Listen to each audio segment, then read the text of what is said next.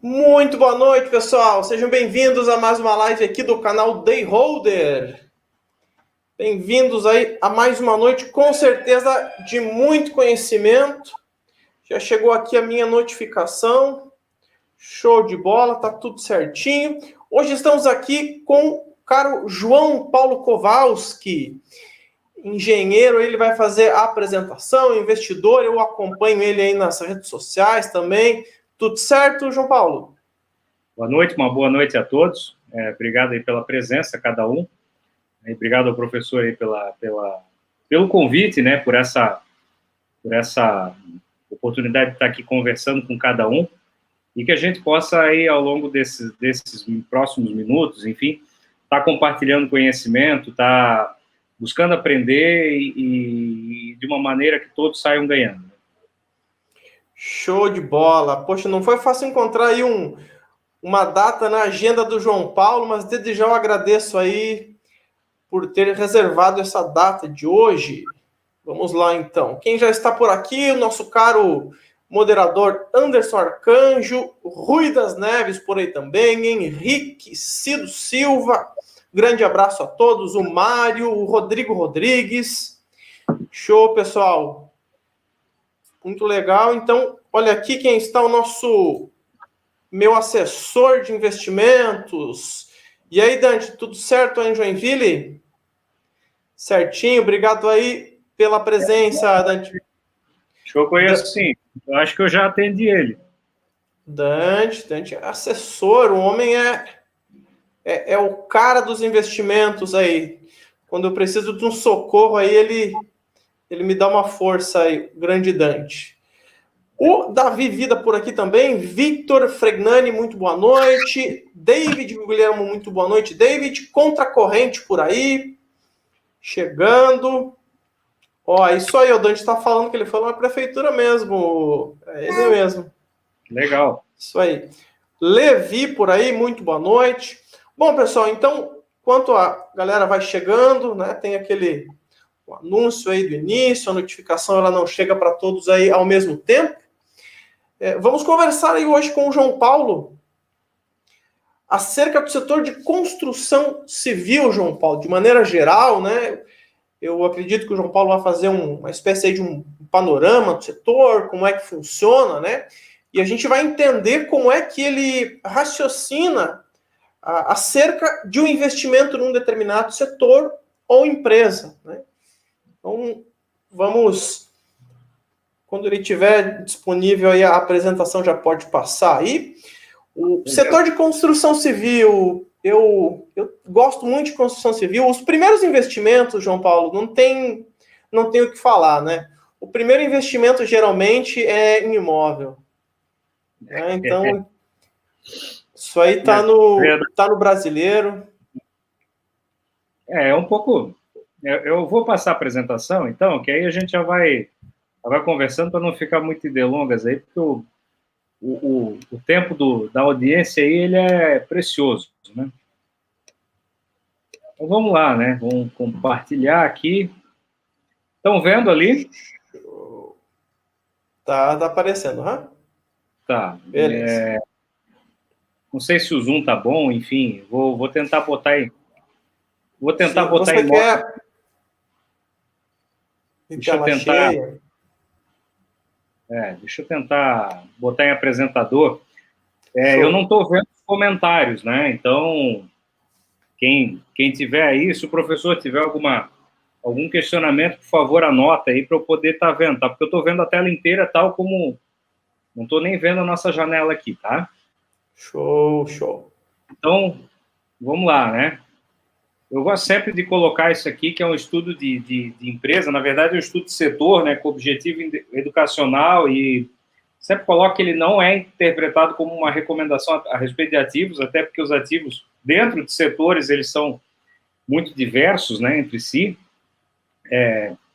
e a gente sempre fala no sentido de que as opiniões que a gente tem, elas são de cunho pessoal também, cabe a cada um essa reflexão, inclusive a crítica.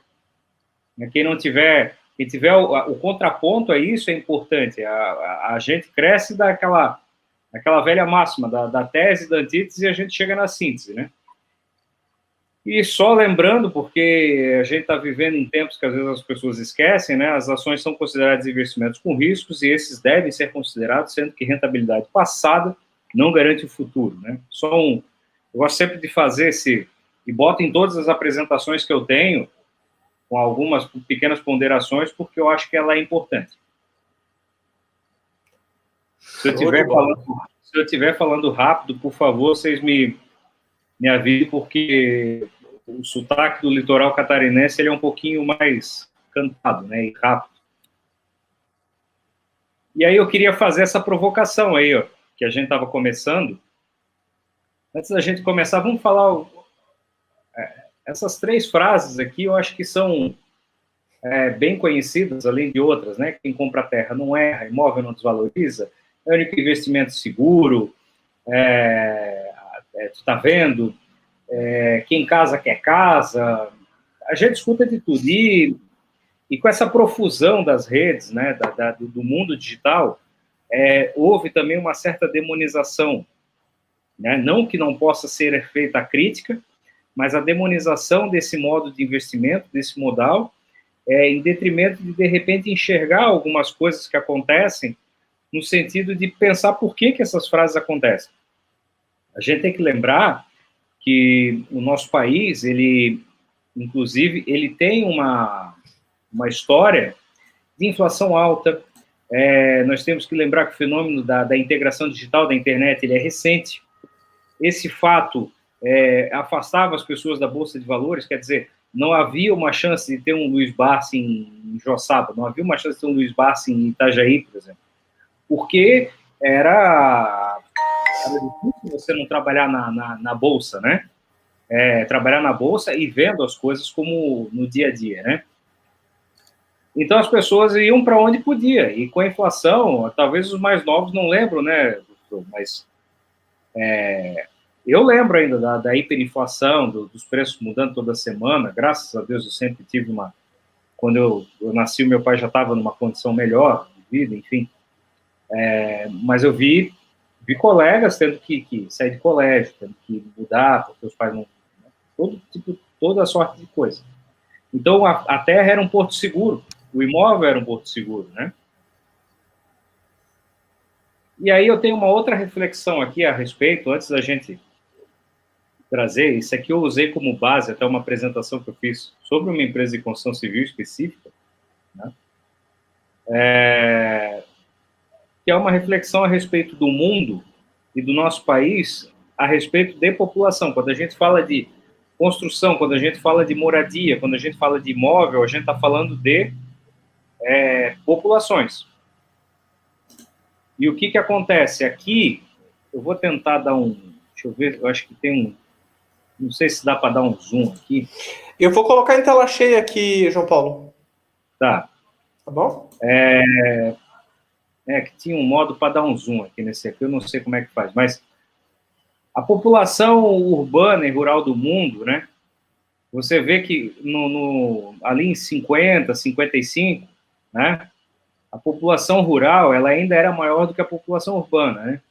Até mais ou menos aqui, ó, o ano de 2005, por ali, entre 2007, houve uma virada de chave, né? A população urbana ultrapassou e ela cresce de uma maneira muito grande, né? Aqui.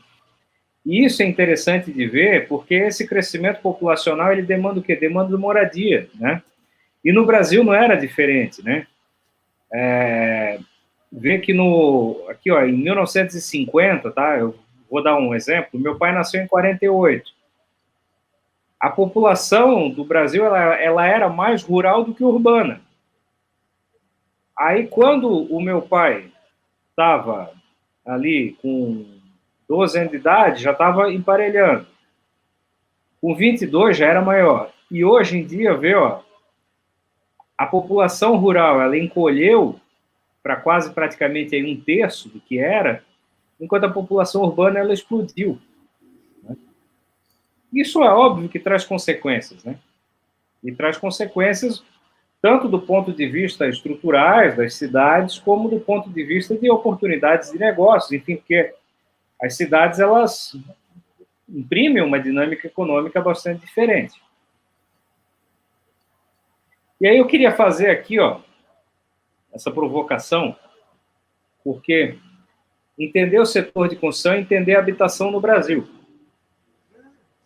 Quando a gente pega aqui o déficit habitacional do Brasil, a gente vê que ele segue numa constante aqui, ó, uns anos um pouco menos, outros mais. E aqui, quando a gente fala déficit habitacional, é dificuldade para pagar aluguel, é moradia precária, uma série de fatores. E a gente tem hoje, esse número não mudou muito, 7 milhões e 700 mil, quase 7 milhões e 800 mil unidades de déficit.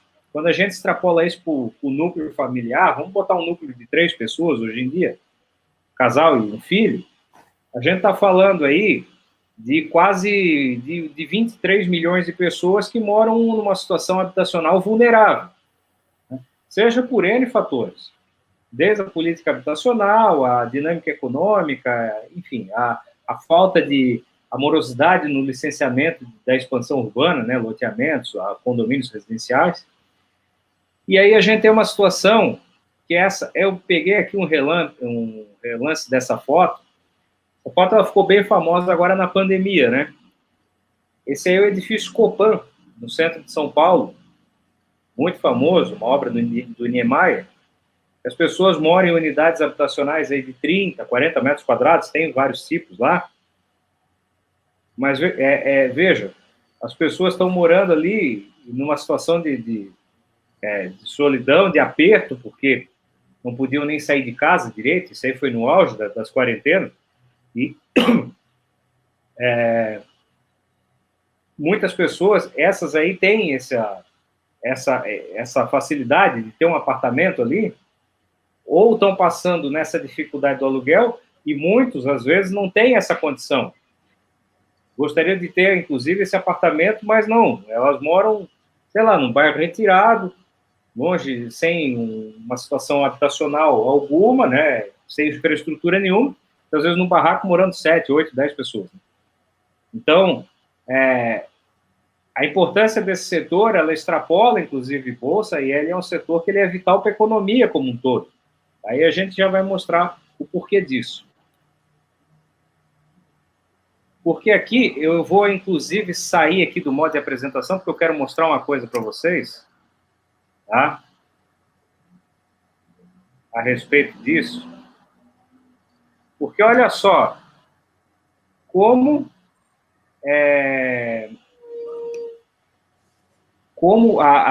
o setor em si, ele tem uma dinâmica muito parecida com a de... Deixa eu tentar fazer. Deixa eu ver.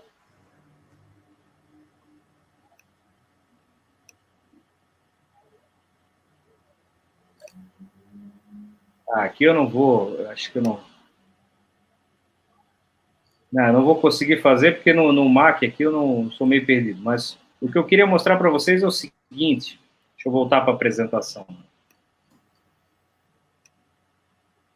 O que eu queria mostrar aqui, ó, é que a dinâmica do PIB do Brasil, muitas vezes, ela é amplificada ou ela tem um nível de majoração quando a gente fala do PIB da construção civil, né? Aqui, ó, o PIB brasileiro cresceu, por exemplo, nesse ano aqui, acho que foi isso aqui foi 2002, agora não me lembro, aqui foi 2010, ó. O PIB cresceu 7,5%, a construção civil cresceu 13,1%, né? No ano em que o PIB caiu 0,1%, a construção ainda cresceu 7%. Agora, o que acontece quando a recessão se amplifica, né? Aqui a gente está falando de 2004 a 2019. O setor da construção civil, ele replica o comportamento do PIB de maneira amplificada, para melhor e para pior, né? Então, isso aqui é um dado que é importante para o investidor, porque olha só, está me ouvindo? Sim, tudo certo. Porque em 2004, por exemplo, com um PIB de 5,8, a construção cresceu 10,7. Mas no PIB de 2016, ali no auge da recessão ali do governo Dilma, o PIB retraiu 3,3% e o PIB da construção retraiu 10%. Isso aqui é um dado que é importante. Isso aqui eu tirei na Câmara Brasileira da Indústria da Construção. Tá? Ele é importante porque... É um setor alavancado, né? Quando sobe, sobe mais, e quando cai, cai mais também. Ele amplifica as variações do PIB de uma maneira bem agressiva, assim, explícita. É um setor mais volátil, né? É um setor mais volátil. Inclusive, ele explica a questões de oferta de crédito e outras variáveis que são quando o crédito jorra, dispara, quando também arrocha de uma vez, né? Ou seja, replicando cenários gerais, né? Só que de maneira amplificada. E aí, para entender isso, para entender essa questão, é importante compreender a importância dos ciclos, né? Quando a gente fala de ciclo no geral, e isso aqui, aí a obra do Howard Marks, né, Dominando o Ciclo de Mercado, ela é muito interessante, porque ela tem, inclusive, um capítulo só sobre o ciclo imobiliário. É importante entender em que ponto, muitas vezes, o setor está ou a economia está, né? Porque, dependendo do ponto que você entra, você vai entrar muito tarde, ou vai entrar muito cedo, e de repente não vai nem pegar, né? Agora, se você pegar no fundo do ciclo, você sobe. Agora, se você repetir isso aqui, ó, você repete até quebrar. Tá?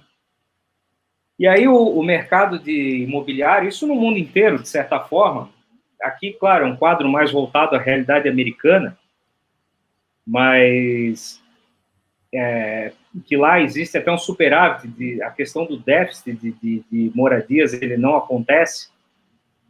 Você tem estoque de moradias vagas, inclusive. Em alguns países da Europa também isso acontece. Você tem essa situação aqui, ó. Você tem uma vacância declinante, não tem construções, daqui a pouco as pessoas começam a ocupar, daqui a pouco você tem novas construções, aí você tem novos projetos sendo lançados ou concluídos. Isso aqui aumenta aumenta a vacância geral, gera uma fase de hipersuprimento, e aí isso leva a uma recessão. Então, entender os ciclos e entender que eles existem é importante na hora de fazer um investimento dentro do setor. Seja muitas vezes ciclos de curto prazo, inclusive ciclos curtos, às vezes por uma volatilidade, mas sejam ciclos que a gente olhe o quadro global, né? Que aí a gente volta aqui, né? Quando a gente veio aqui, ó, quer dizer, de repente ter entrado quando estava ali o PIB crescendo 13,1, foi uma decisão terrível. Agora, entrar nele quando ele estava a menos 10, entendendo como o setor funciona, foi uma decisão acertada para muitos. A importância de a pessoa investir de maneira não alavancada, né? Para ela, mesmo que ela não acerte o fundo do poço, ela vai conseguir, né, sobreviver, vai conseguir manobrar na situação para seguir aí até o reinício. Isso é um modelo teórico, né? Que, claro, dificilmente a gente acerta topo e fundo, mas a gente consegue entender a fotografia do cenário, inclusive nas conversas com os amigos, enfim. Às vezes a gente fala desses ciclos aqui, essa fase da ansiedade aqui, ó, né? Dentro de um projeto, às vezes um prazo pequeno pode fazer toda a diferença. A gente só não está conseguindo ver o teu mouse, tá? Quando você mostra na apresentação. Não tá? Não, a gente não consegue ver. Mas não tem... Tá. Provavelmente vai ter que pegar a caneta que é ali no cantinho embaixo. Ali. Ah, tá. É que eu digo aqui, ó. Não sei se apareceu aí. Ah, agora sim. Às vezes está aqui, ó, comprar aqui é terrível, né? Às vezes aqui, ó, eu estou entrando em projetos com esse PIB aqui, ó, né? É terrível. Agora, se você estudou o mercado e entendeu para comprar aqui, de repente vale a pena. Essa percepção, mas como é que você tem? Com estudo. Só com estudo, com aprimoramento e entender que não vai você não acerta nem topo nem fundo, né? Aqui que eu digo, né? Essa fase aqui, ó, essa fase aqui é terrível. Sim, sim. E é preciso aguardar alguns sinais, né, João Paulo? Assim como todo setor, Sim. né? Aqui geralmente começa, né? Novas construções, né? E você começa a ver algumas situações. Então, João Paulo, tem um caro amigo, olha só quem veio aqui falar conosco também. Quero fazer uma pergunta aí para você, João Paulo. Uma pessoa que tem um apreço muito grande por você aí, ó. Tudo certo, Rui? Tá mudo, tá mudo. Mudo, tá mudo, Rui. Opa! Opa! Eu não ia deixar de visitar um amigo aqui, né? Ele está querendo falar ali sobre o ciclo de expansão, superoferta, recessão e recuperação. Confere? É isso aí. Isso. E você, naquela parte mais alta ali, você estava falando na qual, para o pessoal? Na superoferta? Aqui no... Deixa eu pegar aqui. Agora eu aprendi. Aqui, ó, da fase de superoferta, aqui você começa a ter, aqui, ó, novas construções e aí um aumento da vacância, por exemplo. Aqui, a vacância, quando fala em inglês, é vacância para venda, para aluguel, enfim. E isso leva a uma espiral de problemas, né? Esse é o problema. É muito do comportamento humano, né? Você tem aquele medo de estar perdendo o embalo. Ah, não, está todo mundo fazendo, estou ganhando. Regiões que acabam sendo especulativas, né? Aí a gente, na questão econômica, a gente viu muito isso em cidades onde você tem projetos de capital, cidades no Nordeste, no Rio Grande do Sul, onde teve projetos da Petrobras, por exemplo. Esse boom imobiliário na década passada, ele aconteceu nas próprias cidades do interior do Pará, ali nos projetos da Vale, e isso deixa depois um cenário bastante complicado pela hiperoferta, né? As pessoas não conseguem... Vem tudo no efeito dominó, né, João? Quando... Aqui a gente não sente tanto, porque o nosso mercado ele ainda está... A economia, os outros setores estão sem... Assim, a gente passou essa recessão de uma maneira mais branda, né? Aqui na nossa região. E, João Paulo, em cidades pequenas, esse ciclo, você, né, com a tua experiência aí no setor, eu percebo aqui, eu moro no meio oeste, aqui, a minha cidade tem 25 mil habitantes, que parece que esse ciclo ele não é casado com os grandes centros. Você entende algum fator que possa ocasionar isso? O fator que eu entendo que pode acontecer, e aí a gente está falando também dos setores agrícolas do país, né? É que se você tem... Deixa eu tirar o óculos aqui, porque eu fico agoniado com o reflexo da luz. Se você tem, por exemplo, uma boa safra, por exemplo, de soja, ótimo. Tá? Agora eu vou te dar o exemplo contrário de um evento que causou danos econômicos imensuráveis e que já faz muitos anos. Geada negra no interior do Paraná.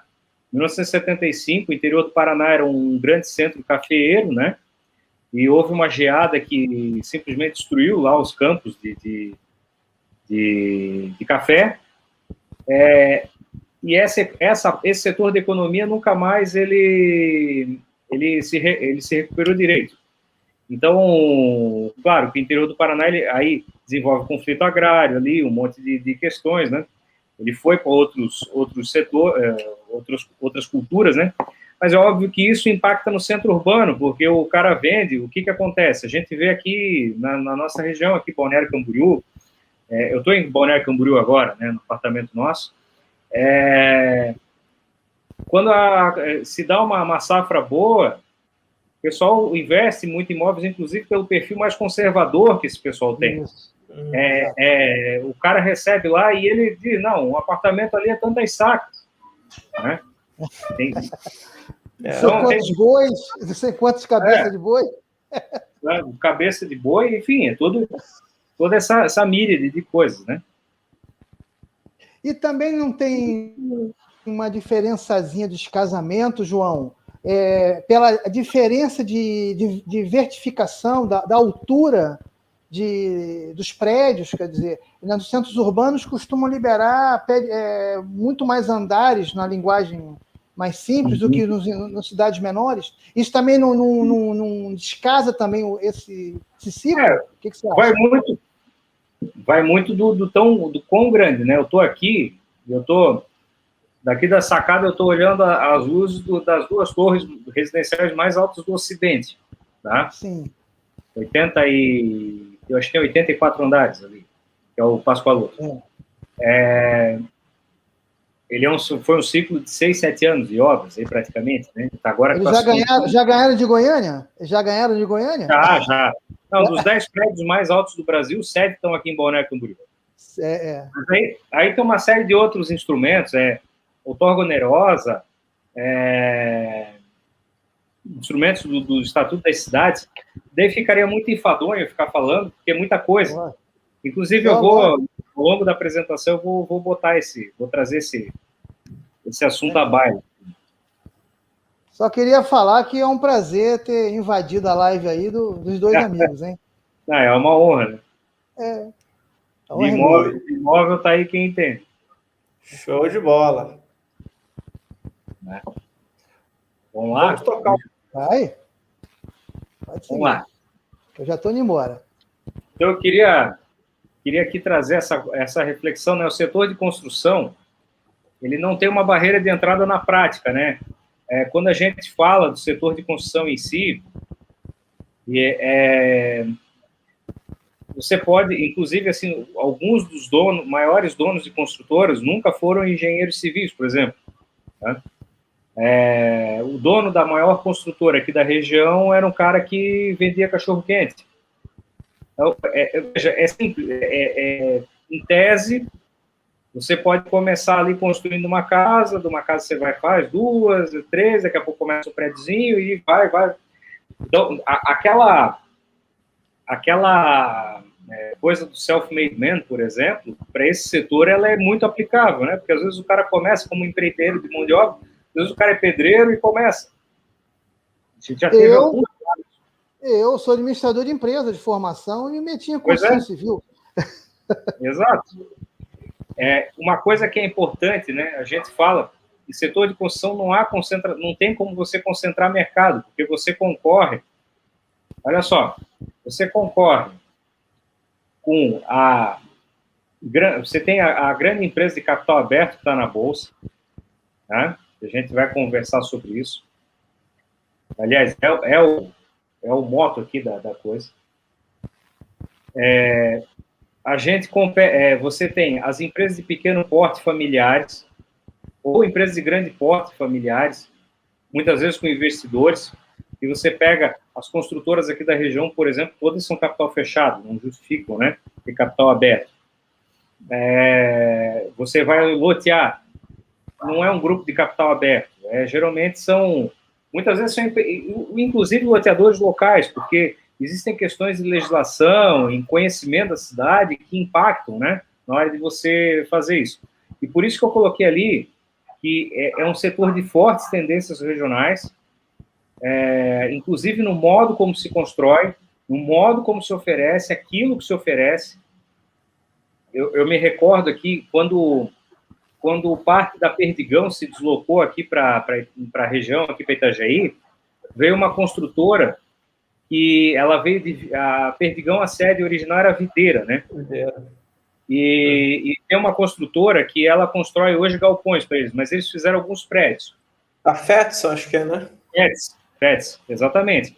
E a FETS lançou um prédio aqui em Itajaí que fez sucesso. Inclusive, uma das coisas que fez sucesso é porque oferecia cancha de bocha, que era uma coisa que nenhuma construtora oferecia, mas é porque era o ato da evidente, entende? Então, mas foi um ponto fora da curva, vamos dizer, uma exceção. Então, quando a gente fala disso, a gente está falando de fortes tendências regionais. Tem lugares que, e mesmo dentro do país, dentro de regiões metropolitanas ou para o interior, você vê preferências. Tem gente que quer a preferência ou condomínio fechado, ou é prédio, ou é sítio de recreio ou não. Tem uma série de fatores aí, né? E que impactam.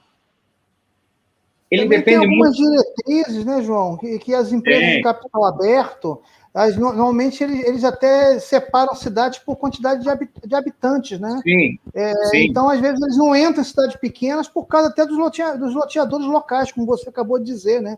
O loteador... Acesso à prefeitura. Às vezes, eles até entram como sócios, né? Chamam um local para ser sócios, e aí os caras tocam como sócios menores, né? Seria aquele sócio trabalhador. Exato, mas é uma coisa muito local, assim, não é uma coisa... Você não tem uma concentração, né? Ele tem uma dependência muito forte de ciclos intervenientes, né? Ou quando a gente fala ciclos intervenientes, eu estou falando governo, né? A interferência estatal é muito forte nisso, porque todo licenciamento ambiental, licenciamento urbanístico, licenciamento de segurança, né? Tudo se depende do governo para isso, né? Há uma dependência do ciclo de financiamento imobiliário, da oferta de crédito, questões de macroeconomia, ou seja, se a massa salarial está crescendo, se a relação crédito imobiliário PIB está baixa ou alta, enfim, em que pese que nós temos métricas que, comparando em níveis internacionais, a gente é mais restritivo na concessão de crédito, a gente observa que há uma influência forte disso também. E, óbvio, é o segundo maior empregador do país, hoje já foi o maior, né? Mas é o segundo maior com com 10% do PIB, né? Quase 10% do PIB. Mais ou menos isso. Com a questão de que é um empregador de mão de obra intensiva, uma mão de obra que tem dificuldade, às vezes, de capacitação, e isso tem impactos diretos na operacionalidade do setor e no funcionamento dos seus resultados financeiros. Inclusive é um desafio bastante grande, né? Eu conheço alguns construtores aqui da região que acabam até mesmo terceirizando parte da mão de obra para empreiteiros, né? Porque eles não, a estrutura da construtora em si, ela não consegue absorver e gerir tudo, como não é uma empresa tão grande, né?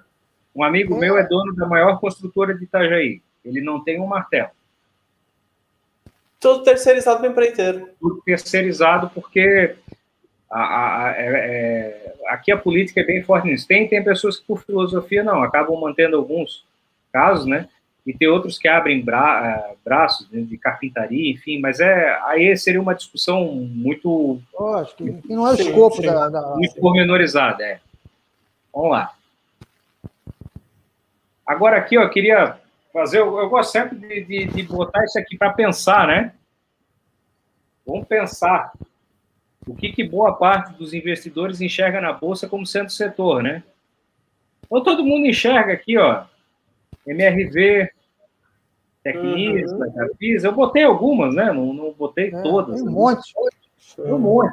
Mas, assim... A primeira coisa que enxergo, João, é a facilidade de captação de dinheiro via debêntures, via follow-on, que normalmente as construtoras pequenas ou de capital fechado não têm essa facilidade. Essa é a primeira visão que eu enxergo. Confere? Elas captam além debêntures e follow-ons e inclusive assim... Recebíveis, né? Transforma recebíveis em risco. o que algumas construtoras de capital fechado, médio porte, fazem, eventualmente, é constituírem SPS para suas obras e vendem para fundos imobiliários, né? Aí é aquela velha história, né, Rui, que a gente já conversou do endividamento cruzado, que a gente não, mas também não vai... Não é o escopo aqui. Isso, porque é o escopo, né? Mas eu queria fazer essa provocação porque, assim, as pessoas olham, de repente, mais 2 ou 3 construtoras aqui, além disso aqui, né? Mas eu queria fazer uma provocação nesse sentido aqui, ó. Aí vocês vão olhar para mim, vocês vão dizer, pô, mas... Pô, João Paulo, tu botou umas coisas aqui que não tem nada a ver, né? Quando a gente fala de setor de construção, né? Agora, banco. Agora, o que eu queria trazer, ó? Tem, às vezes, aquelas coisas que as pessoas não acham, né? Por exemplo, aqui, ó. Isso aqui, ó, Adolfo Lindenberg. É uma construtora que quase ninguém ouve falar, né? Tá lá. E tem capital aberto há 40 anos. Adolfo Lindenberg, uma construtora de altíssimo padrão de São Paulo. O dono da construtora tem, acho que, 95 anos de idade. É um engenheiro e arquiteto. E é muito relacionado a movimentos da igreja também, enfim. E aí você tem... Eu trouxe ela como exemplo porque ninguém escuta falar, mas ela está lá. Sim, né? Sim. Alphaville... Eu não sabia que ela estava na B3. Já escutei falar nessa incorporadora, mas não sabia que estava na B3. Então, você tem aqui a Plano a Plano, Elbor, que já é um pouquinho mais conhecida, a Rodobens, que trabalha com 2 frentes, né? Tanto ela é tanto uma urbanizadora como uma empresa de construção de residenciais. Ela vai muito para a fronteira agrícola, né? A FISA, Direcional, Melnick Iven, a Iven, Exetec, JHSF, que a gente colocou, a Cirela. Agora, um monte, Trisul. Trisul, Trisul, que eu não botei também. Enfim, eu fui pegando algumas, né? Algumas. E a poluição também. Mas o setor, ele puxa, e aí eu quero fazer a provocação, porque muitas vezes as pessoas pensam assim, eu não vou investir em construção, eu não quero me expor em nada em construção. E aí a gente chega nisso aqui, ó. A CSN tem exposição, porque ela fabrica insumos, os em Minas também. Gerdau nem se fala, né? Duratex. E aí, quem não tiver a fim de se expor a Duratex também, não esquece que a Duratex ela está lá vinculada à Itaúsa, né? Eucatex, né? Que teve aquela... O Paulo Maluf. Paulo Maluf. A Unipar ela tem os insumos para a produção do PVC, né? Isso. PVC altamente utilizado dentro da indústria da construção. E, principalmente, tá, pessoal, na fabricação de janelas, provavelmente, é uma coisa que vai se tomar conta. Então, quando a gente fala de uso de novos materiais, às vezes, essas empresas petroquímicas elas vão ter uma participação bastante grande. Né? A própria Eternit, que era famosa, né? Uma grande pagadora de dividendos, entrou em recuperação judicial, e por N motivos. A Mills, que aluga equipamento, então é direto na construção, ou seja, você está ali, para você levantar um prédio, você precisa precisa de log boom, precisa de um monte de equipamento, e a Mills aluga, né? E, óbvio, as instituições financeiras dando crédito, Bradesco, Santander, Banco do Brasil, todas elas têm uma exposição ao setor de construção. Isso é importante a gente dizer, porque, eventualmente, sendo um setor que movimenta 10% do PIB, sendo um setor que é intensivo em mão de obra e capital, mas que é altamente cíclico, né? Evidentemente que essas companhias elas vão estar envolvidas de alguma forma. Umas com mais exposição, outras com menos, isso é normal, tá? Mas eu queria fazer essa provocação. Interessante que muitas vezes aquela aquele olhar mais simples, né, mais superficial sobre o setor. Você fala ciclo imobiliário, parece uma coisa tão simples, né? Mas olhando agora esse slide, a gente vê a complexidade, porque essas empresas elas vão se encaixar em momentos diferentes do ciclo, né? Então, aí cabe também a conhecer o setor. Tem até empresa de imóveis planejados, se eu não me engano, a Unicasa faz móveis planejados. A Unicasa também, e tem aí tem outras Graziotin, né? Tem a Graziotin, tem aquela parte de madeira, né? De Graziotin eu não sei, mas assim que é só para a gente fazer uma reflexão aqui, porque, por exemplo, poderia botar a Vale ali, e a Vale foi uma retroalimentadora de vários ciclos imobiliários, por exemplo, em São Luís do Maranhão. Eu morei lá na época do Pier 4, que eu trabalhei lá, e aí tinha uma participação, eu não lembro se era a Cirela ou se era a Gafisa, que tinha um empreendimento grande lá. Foi trazido por causa disso, né? Aqui eu não venho trazer resposta, eu venho trazer dúvidas, tá? Sim.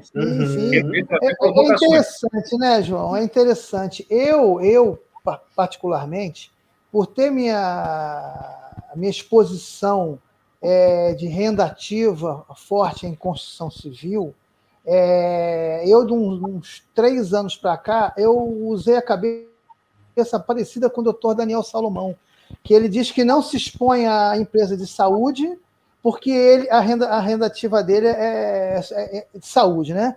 Aí eu parei, vendi a parte das empresas de construção civil, mas eu continuei com as agregadas, como você disse, as indiretas, CSN, Gerdau. Você vê, eu continuo exposto, não dá mas para você não escapar, né? É que você não escapa, porque é óbvio, elas atendem outros setores da economia, mas é só para a gente refletir e pensar que não existe exposição zero, né?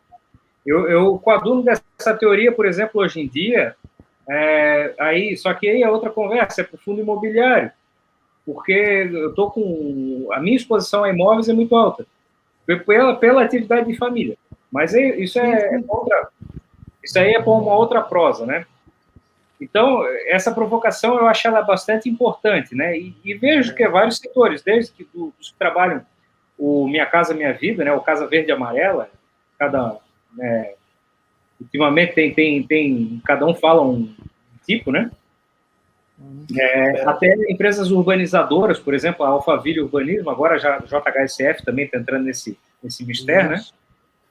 Então, alto padrão. Sim. Mas... Inclusive, construtoras, se você olhar hoje no índice imobiliário, no Imob, a Cirela que tem 10,5%, a MRV tem mais ou menos em torno disso, e você vê grandes do setor ali, não são construtoras, né, propriamente, tem as empresas de malls. Então, essa questão de construção civil, nem o índice você pode olhar... porque tem bastante coisa envolvida, né? Se eu fosse entrar em empresas de shoppings também, como BR Malls, General Shopping, enfim, aí que ficaria muito prolixo, né? Então, a reflexão é só essa aqui, né? Sim, então, vamos lá. A discussão é a importância da construção, tá? Em geral. Agora, eu queria trazer isso aqui, ó, porque às vezes as pessoas não conhecem muito, enfim, eu acho até normal isso, tá? Antes da gente entender, né, questões de investimento, eu queria mostrar para vocês aqui, ó, como é que a gente licencia uma obra. Basicamente, no Brasil inteiro, essa métrica aqui básica, tá? Exatamente. Então, você tem projeto arquitetônico, você tem licenciamento ambiental, e dependendo do local, isso aqui é mais ou menos complicado, e corpo de bombeiros, tá? Tudo isso leva ao grande e tão sonhado alvará. Aqui, o meu mouse é um mousepad aqui, não. Bombeiro saiu mais torto aqui, mas enfim. Sem problema. Tudo isso aqui vem para o alvará, tá? O alvará é o sonho do construtor, né? Exatamente. Só que para ele chegar nisso aí é que eu quero fazer as provocações, né? Primeiro, você tem uma particularidade de legislação que muda de cidade a cidade, né? Eu tô aqui em Balneário Camboriú agora, Sim. E eu estou, para ter uma ideia, a 9 quilômetros da minha casa, que é em Itajaí. Isso, para muito, sei lá, eu acho que 80% das cidades do Brasil não faz... É tudo a mesma coisa. E aqui é a mesma coisa, só que são duas cidades diferentes. Aprovar uma obra em Itajaí, em Balneário, é totalmente diferente, tá? Aí eu pego, lá de Itajaí, eu tenho meu escritório, eu olho Navegantes, que é 400 metros atravessando o rio. É totalmente diferente, o tempo é muito mais demorado, por exemplo. Porque os trâmites, inclusive os pedidos do que se pede de documentação são totalmente diversos, porque a legislação é própria, tá? A legislação... Tem cidade com uma busca prévia, ela demora mais que, às vezes, uma licença de outra, uma licença completa de outra. Sim, exatamente. Chamam certidão de diretriz, consulta prévia, cada uma chama de um jeito, né? Isso. E aí o que acontece? Isso aqui são nuances que muitas vezes projetos desses levam até 1 ano, 2 para sair. Quando a gente está falando de loteamentos, né? Aí voltando lá, ó, lá por exemplo, na Alphaville Urbanismo aqui, né? Ela tem que entrar num projeto de loteamento, ela vai fazer uma aprovação, por exemplo, um pouco diferente dessa, mas ela chega a levar até 5 anos para aprovar um projeto. Nossa, cara. Por quê? Poxa vida, mas e aí? E o planejamento da empresa, João Paulo? Como é que as construtoras lidam com esse tempo? Não, tem que lidar. Quando faz o estudo de viabilidade de um imóvel, vai entrar desde o percentual da permuta, por exemplo, que geralmente se trata com permuta, até a questão aí vai se entrar fatores de macroeconomia, crescimento, projeção populacional, você tem, e tem saltos de fé também. Você vai Normalmente, professor, não é só... a empresa não entra só com aquele terreno. Quando ele já tá projetando aquele loteamento, ele ainda está terminando, está no meio de quer dizer, eles vão fazendo isso, senão eles casam. Eles já têm a média de tempo. É por isso que tem que ter muita grana envolvida. O Brasil, ele é, se eu não me engano, um dos piores...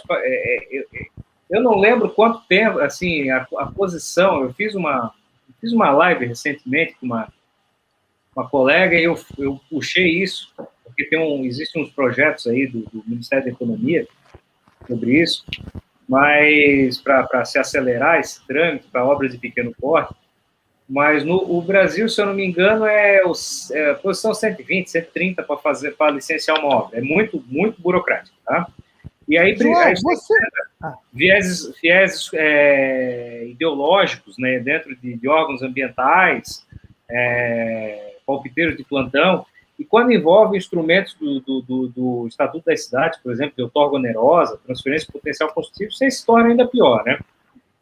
Isso se não der o azar ainda de daqui a pouco você está fazendo uma terraplanagem contra um sambaqui ou alguma coisa assim, aí vem o IFAM, que vai levar mais 4, 5 anos para fazer um estudo, enfim. Todo tipo de coisa. É que eu ia falar isso agora. Eu vou falar a minha opinião pessoal como construtor, tá? Não como investidor, como construtor. Minha percepção, dentro de área extremamente urbana, tá? Eu acho que as licenças ambientais elas se tornaram mais arrecadadoras do que sua função real. E, logicamente, estou falando isso nas áreas intermediárias ou áreas rurais, né, João? Áreas extremas. Eu não aceito muita coisa que eu já passei e já vi, que é um atraso. Porque, olha só, as cidades com mais de 20 mil habitantes, elas têm que ter plano diretor. O que é um plano diretor? É o licenciamento ambiental da cidade, ponto. Mas aí é que eu digo, a gente entraria em desabafos aqui que são terríveis, né? Vamos lá, vamos seguir, porque senão... Então, o desafio a vencer, pessoal, do setor de construção é a ciclicidade do setor. Por quê? Porque o projeto ele não casa com o tempo do ciclo, muitas vezes. Exatamente. Eu estou falando de intervalos de 90 dias, podem mudar tudo, né? Veja que, às vezes, 90 dias, se você consegue tramitar mais rápido dentro de um órgão público, e fazer incorporação, por exemplo, para iniciar as vendas, pode fazer toda a diferença. Tem um caso que a gente conhece de um edifício que ele foi lançado e o dono da consultora ele falou: se eu tivesse lançado 3 meses depois, eu estava lascado, porque ele lançou ali no final de 2014. Se ele tivesse lançado ao longo de 2015, ele tinha perdido. Ele tinha quebrado com o prédio. Né? Um edifício de 30 andares, tu imagina, né? Então, o desafio é essa elevação de riscos. Por quê? Porque os quadrantes do ciclo imobiliário, muitas vezes, em períodos curtos, eles mudam. Quando a gente fala de, por exemplo, no Rio de Janeiro, pós-boom do petróleo, 90 dias de oscilação do petróleo mata o mercado imobiliário, né? Porque é uma economia não, João, aqui já está morto, já morreu. Mas já morreu. Oscilava, agora está morto. Então, imagina. Aqui, né? A gente vê a dificuldade, né? Então, esse desafio e essa provocação que a gente quer falar aqui, né? Então, aqui, ó, por quê? Eu fiz aqui uma provocação, olha só. A gente está na fase... Deixa eu tirar aqui da apresentação para ficar... Espera aí. Tá? Vou dar um zoom aqui, ó. O que o Giovanni está colocando aqui, ó. Existem regiões que tem limite de altura dos prédios, isso é colocado no plano diretor, né? Sim, é tudo... O limite de altura, tudo é determinado por legislação municipal, tá? E aí eu queria fazer essa provocação aqui, ó, porque taxa de ocupação, cada uma tem taxa de ocupação, uso de direito de subsolo, tudo é áreas computáveis, áreas não computáveis, né? Isso aí. Aqui eu não vou botar mais o zoom, mas olha só. A gente entra aqui, ó, em estudos, projeto, né, licenciamento, a incorporação, a construção, a fase de habite-se, né, de habite-se bombeiro, a recapitulação do ISS da obra, da mão de obra, da construção civil, e o estoque remanescente. Por que eu botei isso? Se você for ver ali, tá, eu tentei fazer mais ou menos casado com todos os ciclos aqui do mercado imobiliário, aqui embaixo, para mostrar que, de repente, na fase de construção e na fase de habite-se, você pode estar entregando uma obra no meio de uma recessão. Sim. Aí a questão é saber se você vendeu antes ou não. Por quê? Porque se você tem estoque remanescente, e aí qual é a provocação que eu quero fazer para vocês? As pessoas têm que entrar mais no RI e começar a ler os balanços, tá? Para entender o que ocorre. Ver o quanto que as construtoras têm de estoque para vender, porque toda vez que ela termina um prédio, ela entrega o prédio, aqueles ativos que estão ali à venda, disponíveis à venda, eles não são só ativos, eles começam a se tornar custos, porque ele incide o custo de IPTU, incide o custo de taxa de lixo, incide o custo de manutenção, porque apartamento parado não dá problema, incide o condomínio, incide vandalismo, enfim, uma série de coisas, né? Segurança. Muitas pessoas só olham o VGV que tem estoque, não pode olhar só o VGV. Só que o remanescente, se ele ficar com um remanescente grande, se ele pegar um projeto que é um mico, aquilo ali vai pesar no balanço patrimonial, na demonstração de resultado, de uma maneira assintosa, né? Sim, eu vou adiantar uma pergunta que eu até anotei aqui para fazer, João Paulo. Eu não sei se você acompanha também as construtoras ali, enfim, na Bolsa, mas foi esse problema mais ou menos que aconteceu ali a gente está falando mais ou menos ali de Gafisa, Elbor, Even, essas construtoras que se apertaram um pouco, a gente viu declinando faturamento. Para mim, o pior caso, para mim, foi PDG, né? PDG tentou qualquer custo e foi, né? A gente vai, na sequência... Professor, aqui tem um arquiteto ali que fez um comentário também, o Rodrigo Rodrigues. Está dentro do tempo do alvará, né? Existe também o estudo de impacto de vizinhança. O EIV e PGV, né, que é estudo de polo gerador de tráfego, enfim, Só que cada cidade ele determina a sua parametrização, né? Ali eu botei um básico para as pessoas entenderem, né? Legal, mas legal. Isso muitas vezes está dentro do âmbito do urbanístico, da licença ambiental, enfim, a gente ali na cidade não cobra, por exemplo. Tá? Sim.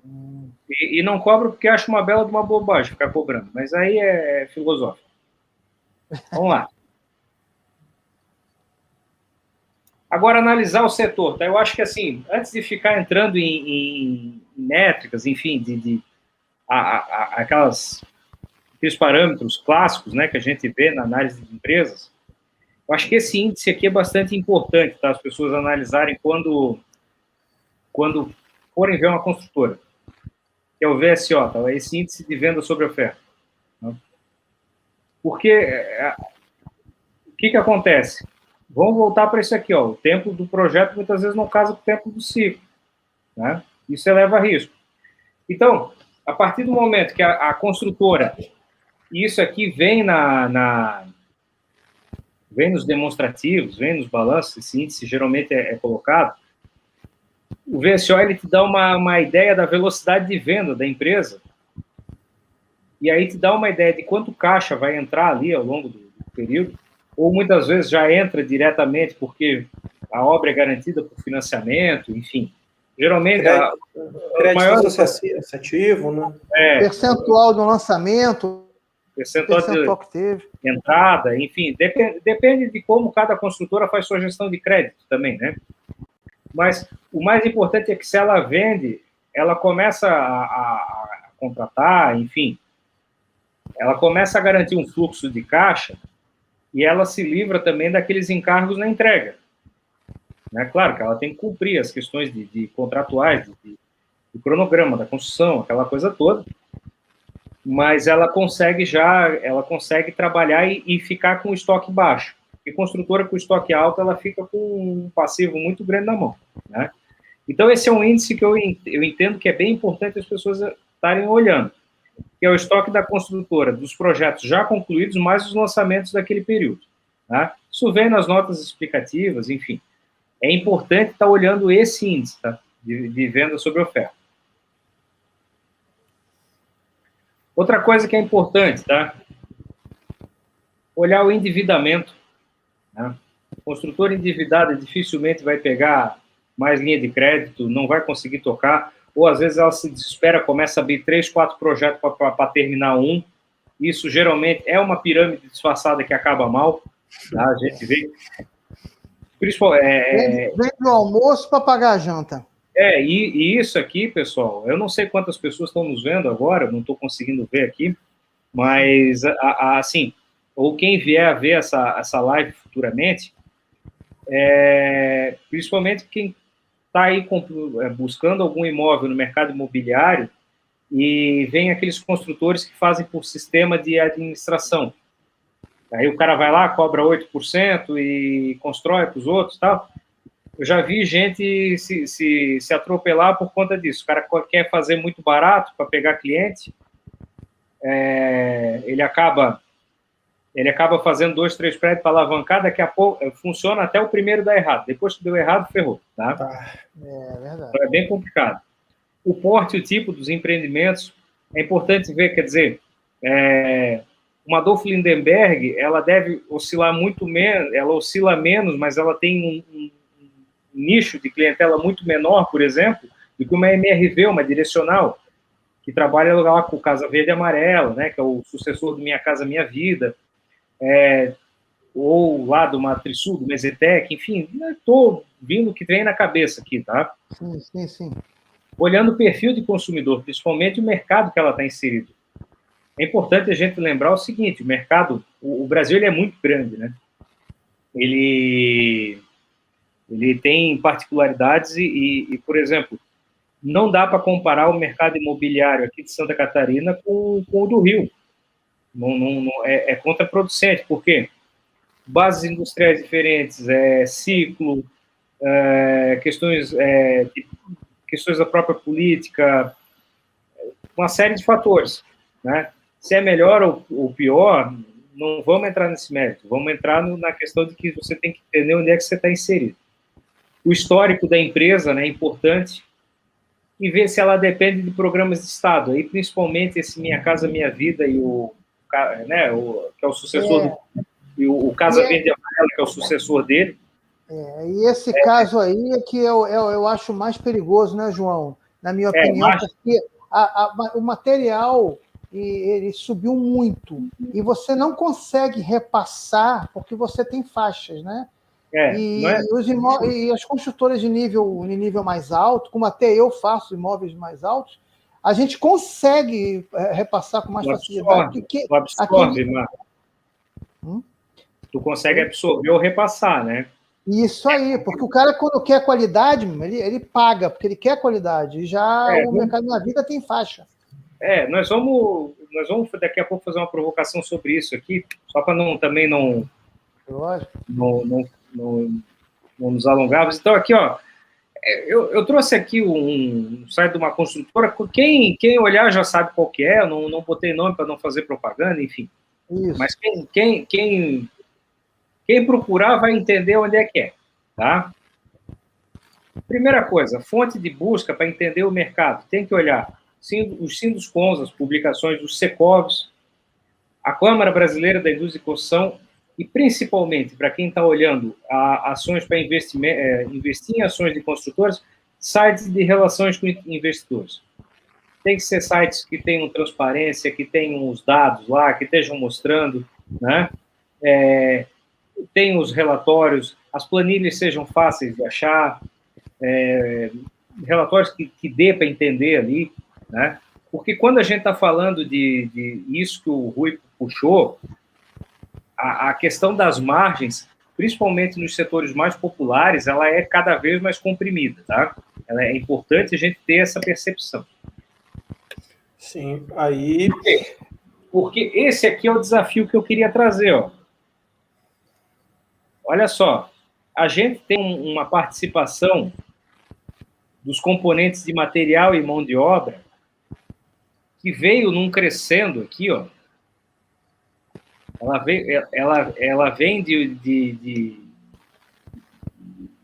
veio num crescendo aqui, não sei se está aparecendo aí para vocês. Sim. Sim. Ó, material aqui a mão de obra, olha o quanto que subiu de 2000 até 2010 ali, 2011, o material era mais caro. Exato. E aí subiu a mão de obra. Aí veio a pandemia. Olha o que aconteceu, caiu. Aí, só que olha o que aconteceu com o material.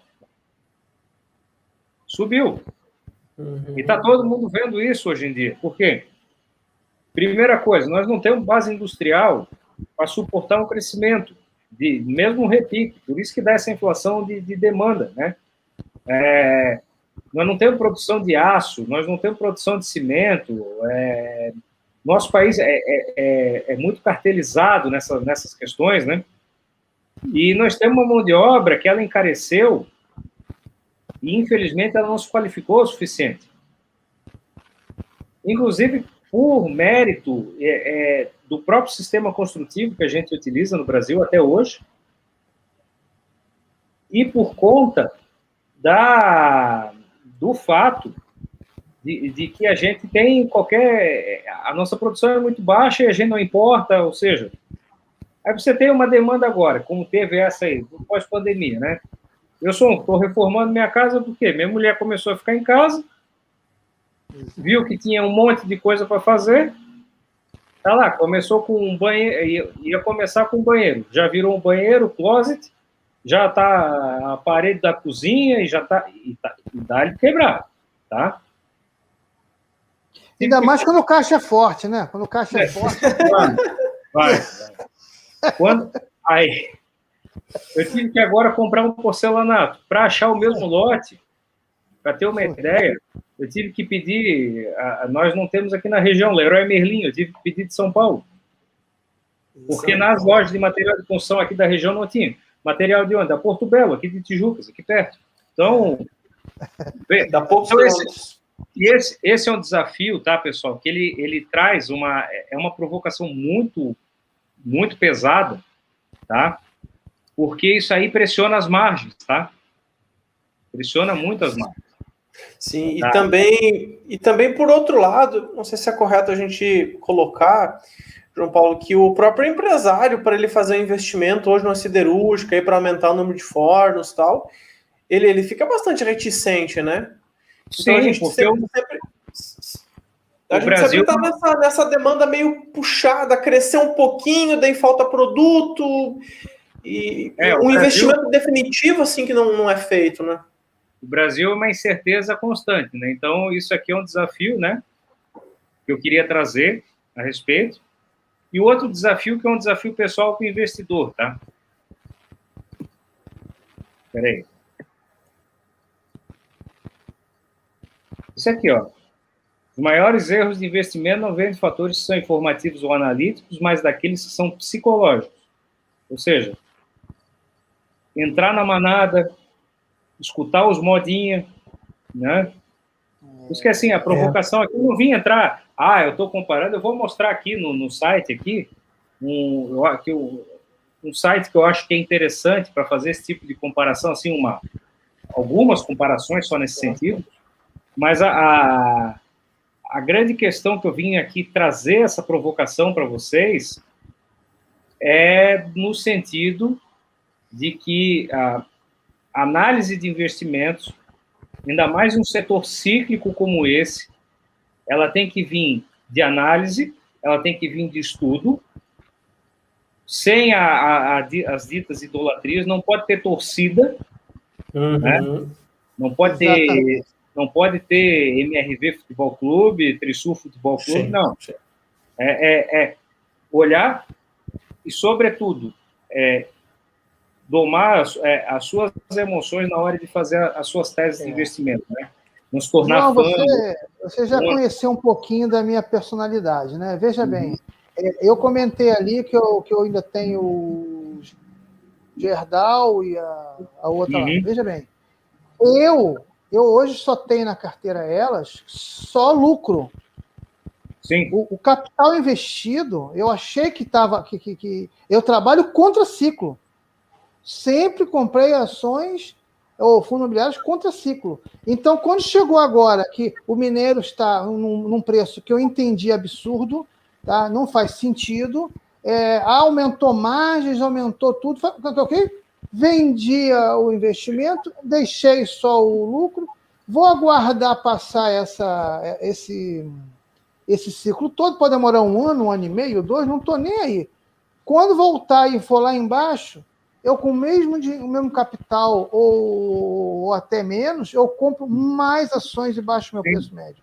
O importante é isso está alinhado com a tua tese, né? Isso está alinhado com a tua tese. Eu até não tenho... assim, a minha exposição a consultoras ela é bem pequena, tá? E eu consegui comprar a bons preços. Então, tá lá. Mas tem construtor, assim, é um setor que eu, pessoalmente, aí, para encerrar aqui, eu só queria... Geralmente as pessoas se apresentam no final, tá? Não encerra não, continua. Não, eu vim trazer... Tá bom. Eu vim trazer a apresentação minha no final, só para as pessoas entenderem aí, mas de onde é que surgiu, né? Então, eu sou engenheiro civil, né, de formação. Eu me formei na Universidade do Vale do Itajaí, aqui na cidade que eu nasci, cresci e vivo até hoje, que é a cidade de Itajaí.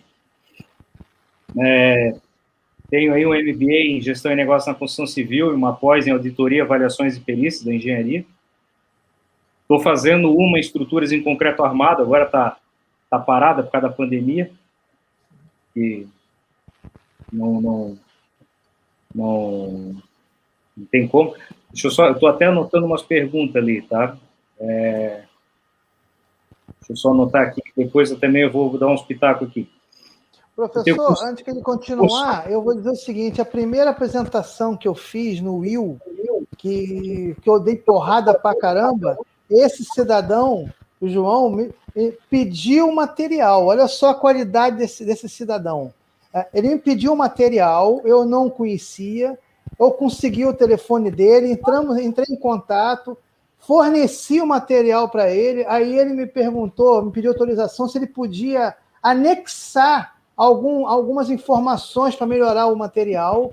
Eu disse, claro, pode, fica à vontade. Ele anexou informações, aí me devolveu, perguntou o que eu achei, eu falei, cara, maravilhoso. Me pediu autorização para botar nos grupos.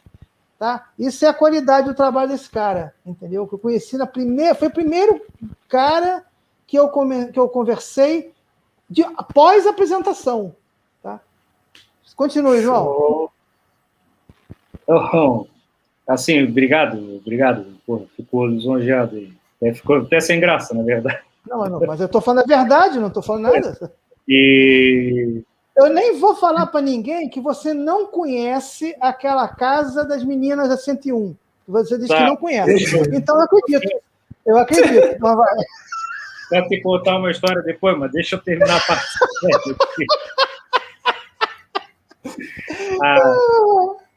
Então, eu tenho uma vivência também, né, eu fiz o curso de planejamento portuário na Holanda e análise de capacidade de carga nos Estados Unidos, na ensaios de capacidade de carga, prova de carga estática e dinâmica, né? Tenho uma vivência em terminais portuários, né, aqui em Santa Catarina, né, na cidade de Itajaí, São Francisco do Sul também, que é a cidade onde meus pais nasceram. E no Maranhão, na Vale, lá no Pier 4, que é onde eu comecei a minha vida de investidor, lá em 2012, comprando BRCR 11F, uma coisa assim, né? Atuo como diretor de controle urbano da cidade de Itajaí, então a questão de licenciamento de obras, fiscalização de obras, costuras, enfim, isso aí a gente que cuida. Eu tenho essa empresa que é a Consultec Engenharia desde 2016, quando eu saí do setor portuário, que a gente trabalha com laudos, projetos, consultoria, né? Então, os meus contatos pessoais, depois eu vou, né, deixar aí à disposição, quem quiser entrar em contato pelos perfis, pelo meu e-mail ali, e a nossa empresa ali, que é a Consultec, também tem telefone aqui no centro de Itajaí, quem tiver precisando de alguma coisa, a gente está lá. Eventualmente, observação. O conhecimento dele portuário, quem quiser conhecer, procurem o canal do nosso amigo dos três, o Will Vollers, tá? Seguindo os Passos do Rei. Ele fez uma live maravilhosa sobre Santos Brasil. Aqui não foi uma live, foi uma aula de portuária, tá, gente? Pois é, eu acompanho o João Paulo eventualmente na rede social, eu vi postagens suas lá de acompanhamento de obra grande, obra de infraestrutura, né? Não coisa pequena, assim, e fiquei bastante impressionado, viu? Parabéns pelo teu profissionalismo de trabalho, viu? E eventualmente também a gente dá uma... Opa! Aí, João. Ó, positivo. O meu é A positivo. Bom, bonito.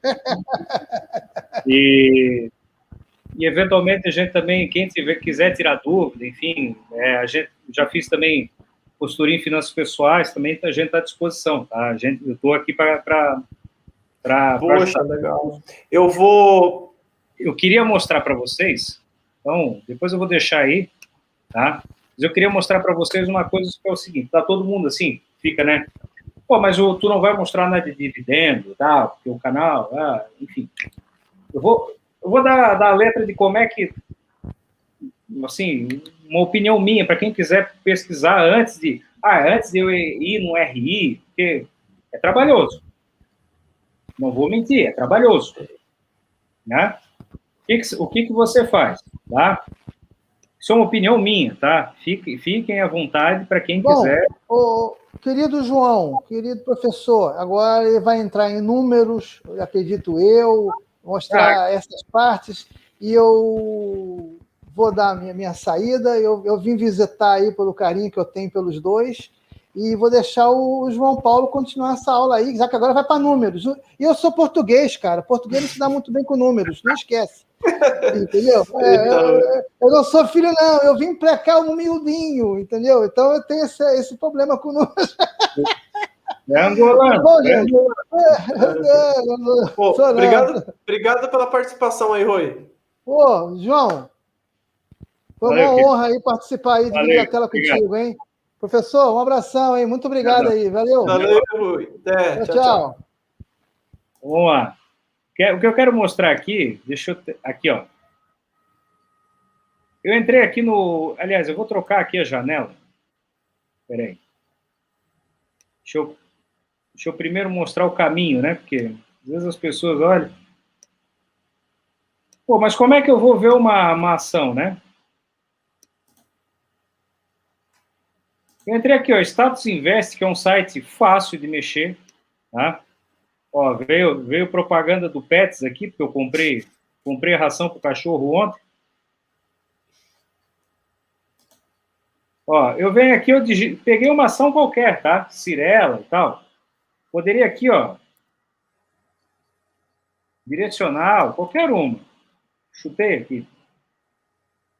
Olha só, por aqui, a gente já consegue entender algumas oscilações, né? E eu acho que é bem interessante, inclusive em relação à volatilidade histórica, ó, se a ação é mais volátil, menos, dados aqui que ela tenha a respeito, que eu acho que isso aqui é legal, sabe, da gente estar vendo, né? Olha só uma coisa, né? Aí você começa a ver dívida líquida, dívida por EBITDA, passivo por ativo, liquidez corrente, não vamos ficar entrando aqui, preço por valor patrimonial, lucro por ação, né? Então, evento, né, dividendos, que é o que as pessoas procuram, né? Ó, agrupei por ano, quer dizer, você consegue ver aqui, mais ou menos, quanto que pagou, os eventos. Eu acho tudo isso aqui muito legal, tá? Mas o que eu queria mostrar deixa eu ver aqui se eu consigo compartilhar uma outra aba aqui do Chrome, que era aquela que eu estava. Só para a gente finalizar.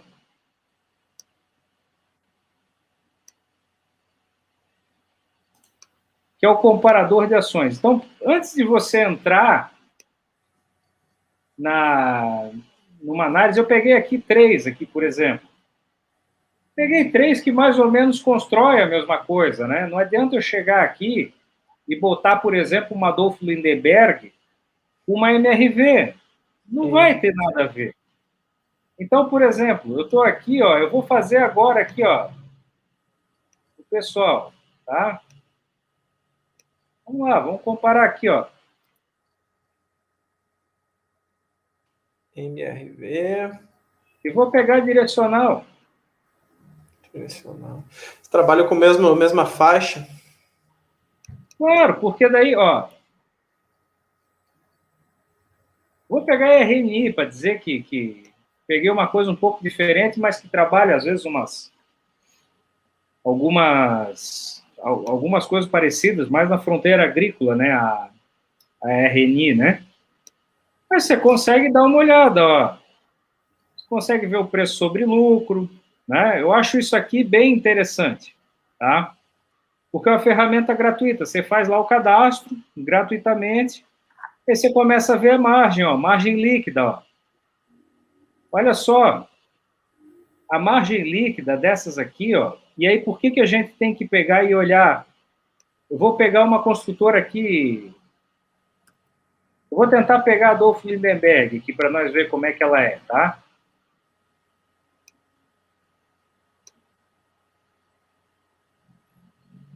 Ó, a Lindenberg tem até uma margem bem ruim aqui, ó, nesse caso. Tá? Ela está com níveis bem ruins aqui. Mas se você pegar aqui, eu vou tirar ela. Senão ela vai poluir a amostra. Vou pegar uma Cirela aí. Olha a margem líquida. Por isso que é importante comparar dentro do setor, tá vendo, professor? A Cirela tem uma margem de 41,20. Sim. Enquanto a direcional tem 6,98, a MRV 7,94, que é a margem do setor deles. Né? Então, assim, ó, por aqui você já consegue trabalhar uma série de índices que aí, crescimento da receita, é claro que o setor de construção aqui é difícil algum não ser negativo, né? Pelos anos que nós passamos ali atrás, né? Eles caíram muito, lembra amplitude, né?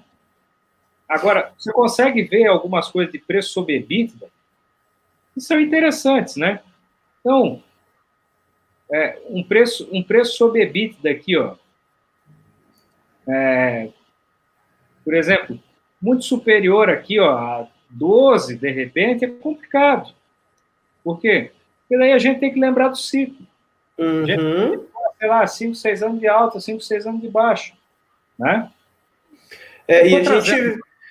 E a gente vê, mesmo com empresas das faixas ali de produtos bastante parecidas, elas têm resultados bem diferentes.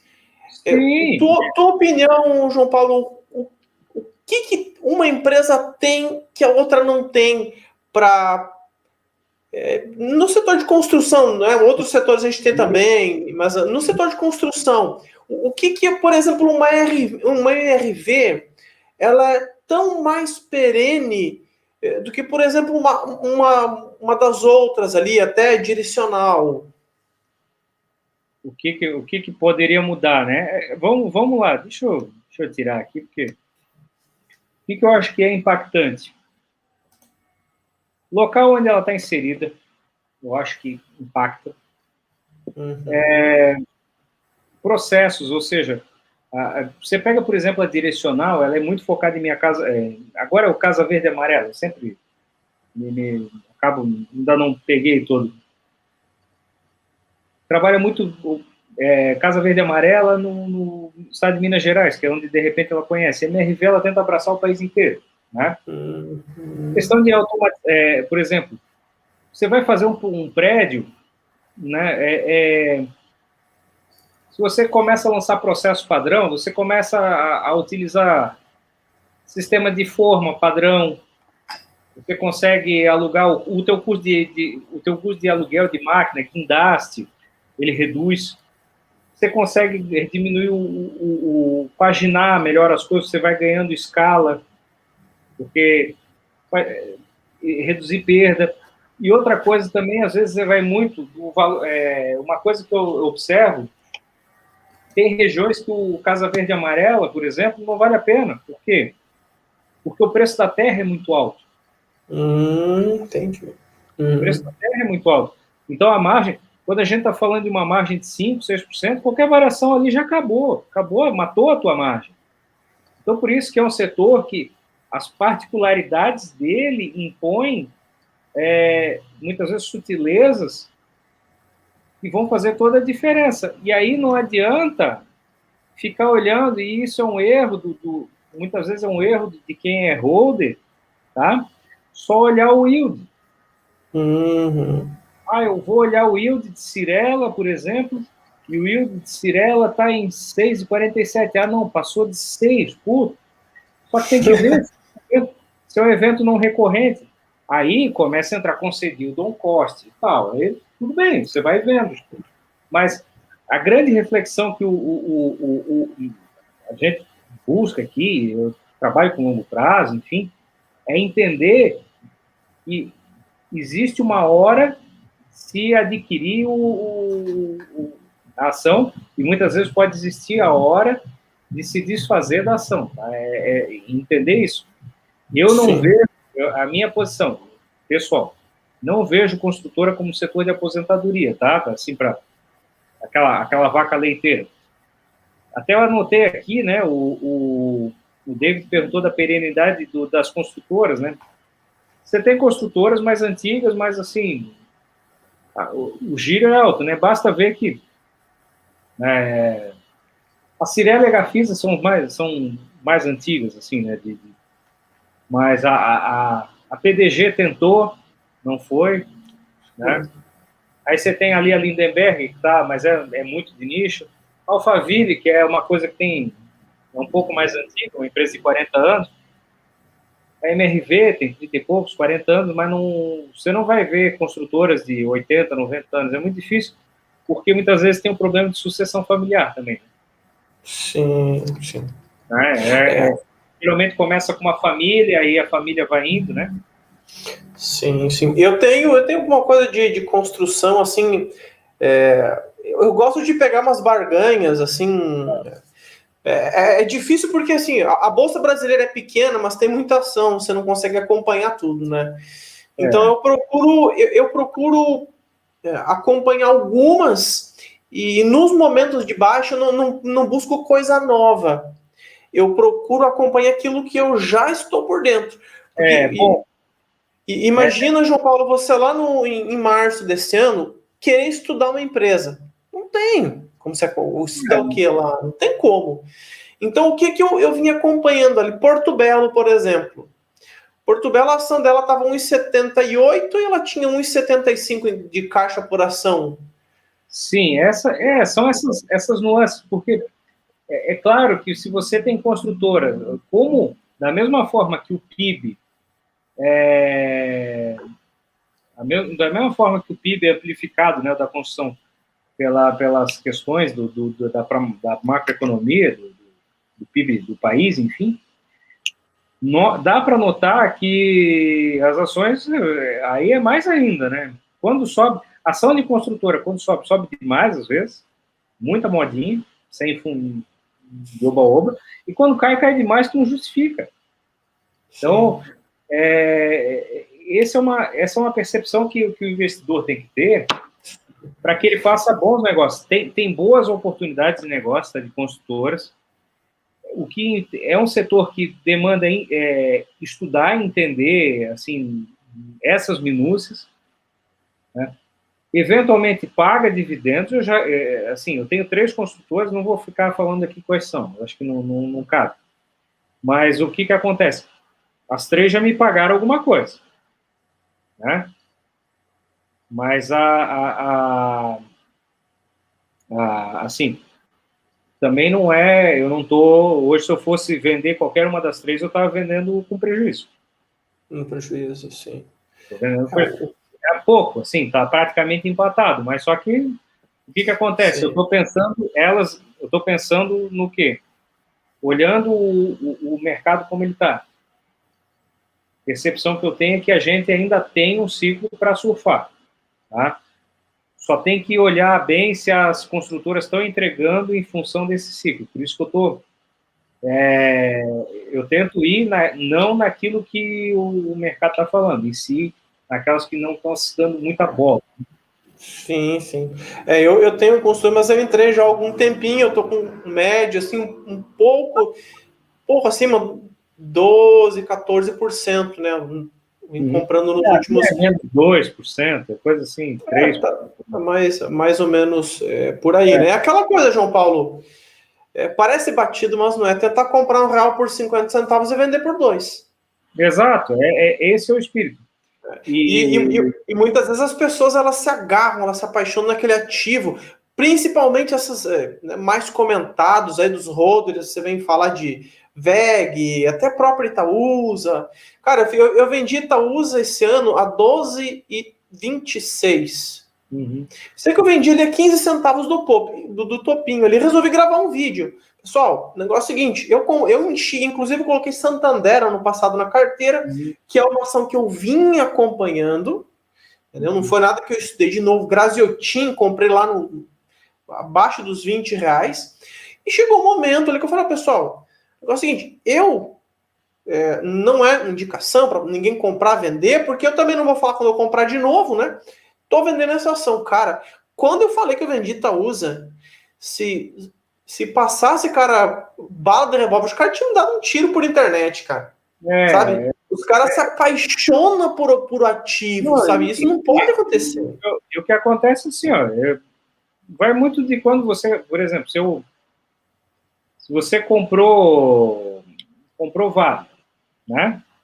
Você comprou lá Vale sei lá, no pós-Brumadinho ali, R$42.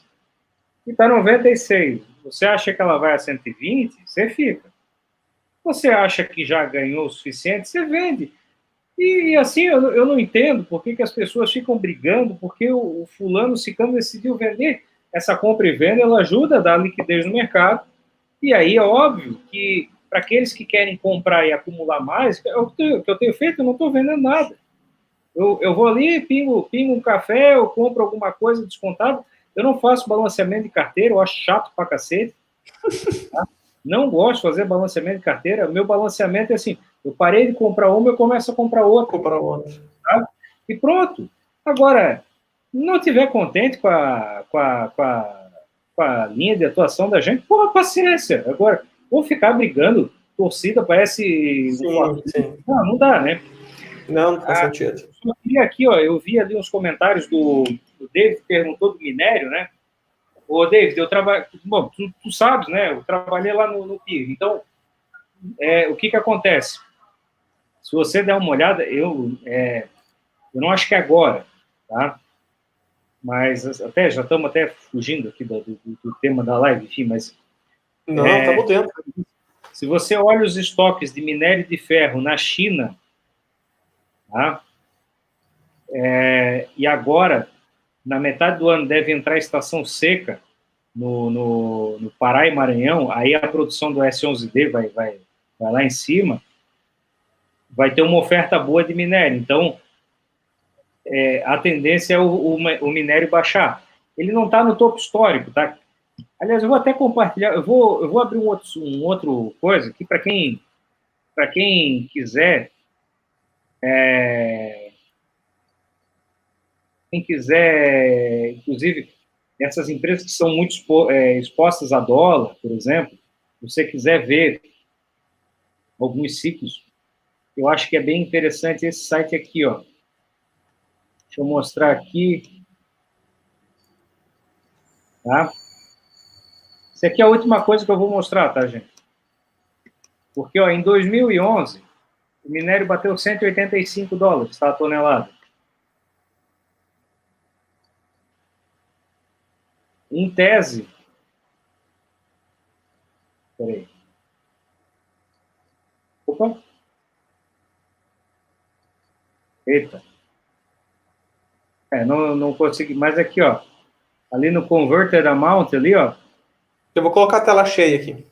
O minério estaria em 214,23. Tá? Então, veja que, assim, mesmo essa cotação está descontada em relação àquele pico do superciclo de commodities, né? Só que isso não quer dizer que o minério vai chegar lá, tá? Porque eu acho que naquela época a China crescia 11% ao ano. Hoje já não cresce mais essa taxa, né? Sim, e a importância da Vale também, eu acho a demanda a oferta da Vale aumentou bastante. Eu não sei como é que isso está ao redor do mundo, né? Sim, os projetos de exploração porque o minério de Carajás ele tem um grau de pureza muito alto, que existe uma similaridade com as minas de Simandu na África, que inclusive a própria Vale tentou entrar, né? Simandu, mas aí a instabilidade política da África, se meteram com corrupção lá, enfim, assim na verdade, um cara tentou engabelar a Vale, aquelas instabilidades, né? Sim. Tem até um fato relevante, que o cara está preso na Suíça lá. E aí a Vale declinou desse investimento, até processando esse cara. Então a gente vê que para esses mercados, por exemplo, tem algumas perspectivas, só que o que acontece? A tendência é o ciclo voltar a preços, oscilações, porque não justifica também sair de menos de $100 ano passado para ir para quase 200 agora. Sim, né? Sim. A gente vê bastante disso. Infelizmente, sabe que o que faz a cotação, né, aquele negocinho que fica piscando lá todo dia no home broker, é o fluxo. Né? Então, por várias questões, o fluxo de determinado ativo A, B, pode subir 10, 15, 20, 30, 50, 100, 200%, e não necessariamente ele reflete a realidade. Né? É uma antecipação de futuro, enfim. Eu acho que assim, esse episódio que teve recentemente, a gente tá, né, esse episódio que a gente teve recentemente nos Estados Unidos, aí ele mostra, né, como ele mata aquela hipótese do mercado eficiente, né? Sim, ele mata a hipótese do mercado eficiente, porque, né, um movimento ali que começou num tal de Reddit, sei lá como é que é, eu sou meio... GameStop. Essa GameStop, eu acho que eu parei para comprar alguma coisa com meu sobrinho lá, não sei. Eu acho que é essa loja, uma vez. Só sabia que dessa loja por causa disso, mas E olha que eu gosto de eletrônicos, assim. A gente vê o que acontece? Aí tentaram fazer com o IRB aqui, enfim. Eu acho que tem umas... a Bolsa tem muita tentativa de antecipação do futuro, e a blindagem do investidor é o quê? É o estudo. Quando a gente está falando de construtora, tem muito oba-oba. Aí vou fazer um follow-on, vou lançar debêntures, vou fazer isso, aquilo, mas a gente tem que ver o seguinte, o que move é massa salarial, é entrega, é conclusão no prazo, é acesso a fontes de financiamento, é endividamento, né? É política comercial, é a regionalidade. Por que o avanço, o avanço o avanço na fronteira agrícola ele é menos volátil do que em algumas, porque tá crescendo. Agora vai lançar, pega uma construtora focada no Rio de Janeiro, que dependendo da commodity, do petróleo, né, fora os outros fatores locais, enfim.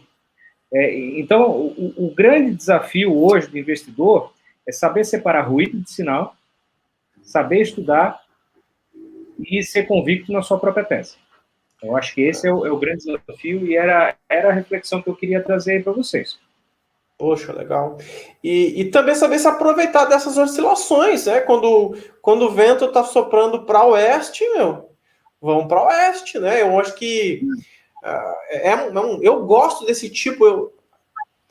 Eu tenho um percentual da minha carteira, na verdade, nesse tipo de ações que é justamente para eu gosto eventualmente de realizar algum lucro, tá? Não gosto de jogar isso em dinheiro. Às vezes eu mudo, compro um imóvel, eu comprei um imóvel até perto de vocês aí, de Bombinhas, mais para o sul ali, né? E acabei comprando, acho que foi em 2011, 12, que Bombinhas era meio esquecida, assim, ninguém dava muita bola, e achei um potencial interessante. E aí, em 2015, já contei aqui no canal, falei para minha esposa, Kátia, a gente vai ter que vender esse apartamento, porque eu vou ter que comprar algumas ações, não tem como. Em final de 2015 já. E aí eu consegui vender, sabe que imóvel tem uma certa liquidez, consegui vender lá só em finalzinho de 2016, mas ainda assim consegui um bom resultado, consegui comprar bem, né? E navegar, né? Nesses ventos aí. Não vai depender do perfil também de cada um, né, João Paulo? Sim, sim. O que eu falo assim, eu tenho uma exposição bem pequena, né, ações de construtora, fiz por um tempo atrás, mas principalmente porque a minha exposição maior é imóveis, né, a gente aqui trabalha com imóvel, constrói aluga, eu trabalho no setor de engenharia, então esse tipo de exposição para mim já seria demasiada, né?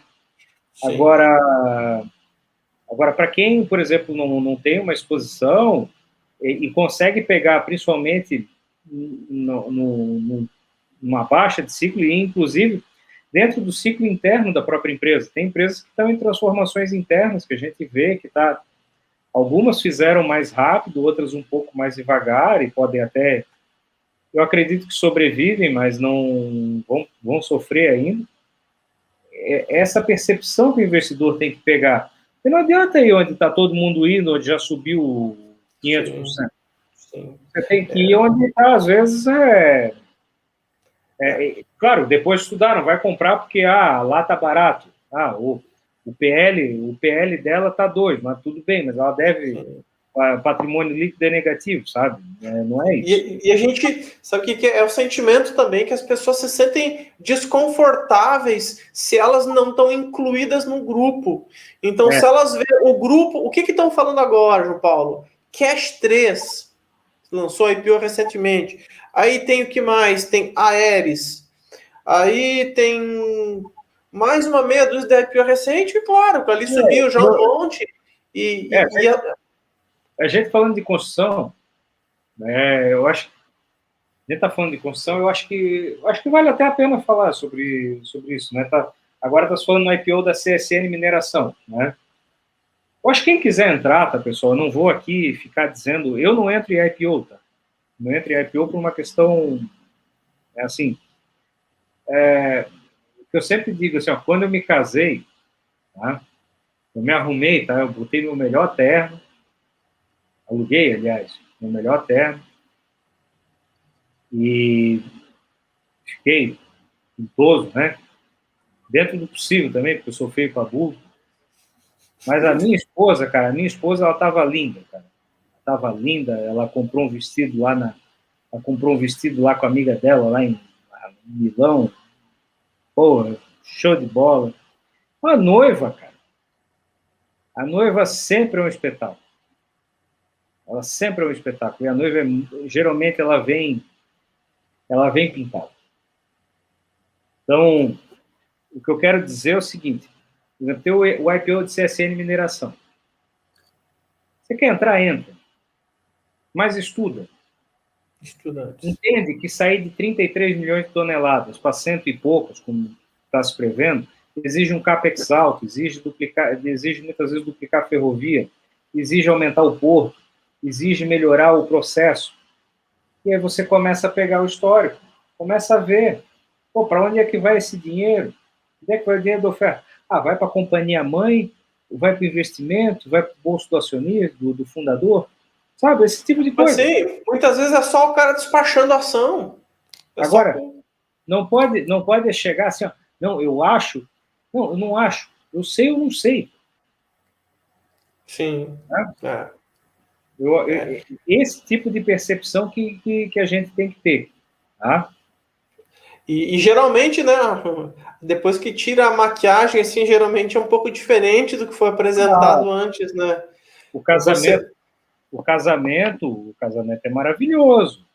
Tem a festa, aí a noiva vai jogar o buquê, aí vai vir outra, vão ficar tudo se estapeando lá, as noivas, né?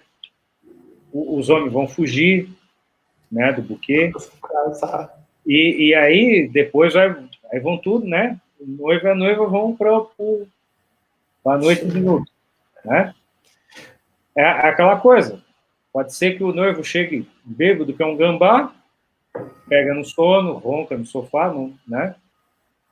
A noiva toma um banho, escorre a maquiagem. Né? Sim. Então, eu vejo que está faltando um pouco desse tipo de análise, assim, peraí, vamos pensar, vamos estudar. Eu sei que, no caso de um IPO, né, por 900 e poucas páginas, e aquilo é sacar, é um prospecto, isso que eu já também não faço, não participo de IPO por causa disso. Eu não dou tempo nem de ler o jornal aqui das vezes da cidade, eu vou ficar lendo 900 páginas, sabe? Sim. Agora, quem quiser entrar, entre com consciência. E assim, minha opinião também, o único IPO que eu entrei mais próximo do IPO foi Camil. A única, João Paulo. 10, 12, 15 anos eu nem chego perto. Depois que lançaram o IPO, depois dos 4, 5, 6 meses, eu acho que eu esperei 2 balanços, aí eu comecei a entender a empresa. Não, é aqui mesmo, tá certo. Foi embora. Saiu hoje, eu acho, da Bemob lá. Aí tu vai ver o rateio sem lock-up é ridículo. Aí tu vai ficar se metendo a botar dinheiro, reservar para...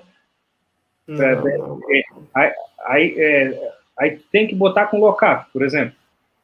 Aí tu fica 45 dias. Se tu fica 45 dias preso. Aí, subiu 100% no primeiro dia. Não é o primeiro dia que te interessa. Sim, o que interessa é o 45. É o dia 45 que interessa para o investidor, não é o dia 1. Sim. O dia 1 é ilusão. Mas a gente está aqui fazendo essas provocações. Sim. E muita gente nem sabe que tem isso, João Paulo, que você vai ter que ficar abraçado com o ativo aí, entendeu? Porque ninguém fala. Nem sabe.